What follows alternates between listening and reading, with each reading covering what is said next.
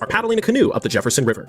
The two men are hunting for beaver pelts on this expedition, and they both know that they have just crossed into some very dangerous territory. Just a few years earlier, Coulter was part of the legendary Lewis and Clark expedition that mapped the previously unexplored American West. While traveling in what is now Montana, the party had some not-so-friendly encounters with the native Blackfeet Indians, who have lived in this region for generations. These tribes had begun working with British fur companies and now saw the American presence in the area as bad for business. Coulter could not help but notice the demand for beaver pelts was skyrocketing, and so, in 1806, 2 months before the official end of the expedition, he asked to be honorably discharged, and he chose to stay out in the wilderness to try to strike it rich. But John was soon given a lesson on just how much the local tribes did not appreciate American fur trappers on their turf. In 1808, the Blackfeet had ambushed him and shot an arrow in his leg. Had the Flathead and Crow Indians he was traveling with not chased them away, he would have been dead. Now well aware that the Blackfeet did not want them around, the duo were doing everything they could to avoid them at all costs. Coulter and Potts continued rowing in silence, hoping that they could pass through unnoticed. But as they turned the corner, a cold shiver ran down their spine as hundreds of Blackfeet warriors began stepping out of the forest and onto the riverbank.